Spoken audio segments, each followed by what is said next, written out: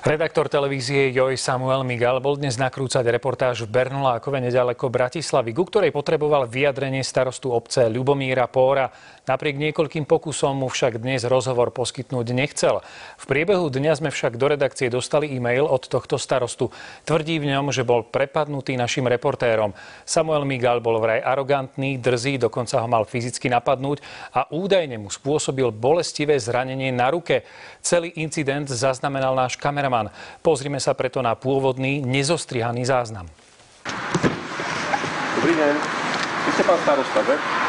Áno, pán. Mohol by som s vami na chvíľku rozprávať? Nech sa páči, na budúci týždeň. Ale by som teraz... Môžem vás tu kamerovať, môžete. Nie, prečo? Dovidenia. Prečo sa so mnou... Nech sa páči, na budúci týždeň. Prosím vás, kde ste využili 240 000 eur za reklamu tejto dedine, ktoré ste dostali zmluvne? Prečo sa s nami nechcete baviť, pán starosta? Toto je jednanie starostu? Toto je jednanie starostu dediny? Starosta obce v tomto prípade hovorí o tom, že zrejme došlo k útoku na verejného činiteľa. To môžete posúdiť sami a vyjadriť svoj názor na profile reportéra Samuela Migala na sociálnej sieti. Celú reportáž, na ktorej Samuel Migal pracoval, prinesieme vtedy, keď budeme mať stanovisko všetkých zainteresovaných strán, a teda aj samotného starostu, ktorý ho prisľúbil v pondelok. Nezostrihaný záznam incidentu, ako aj celý e-mail starostu Bernolákova nájdete už teraz aj na našej spravodajskej stránke noviny.sk.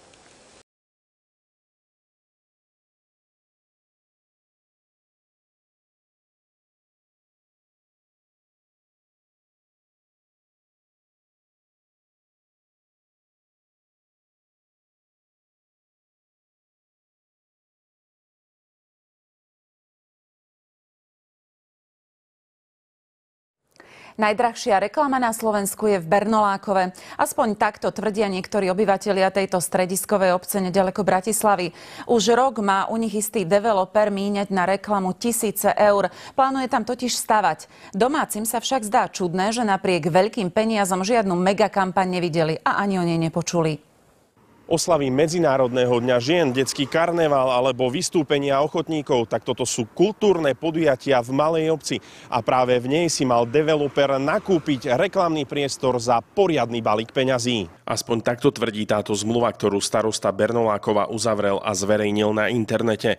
Platí už síce rok, no domáci žiadnu reklamu na developera počas kultúrnych akcií nevideli, aj keď za ňu dostali kráľovsky zaplatené.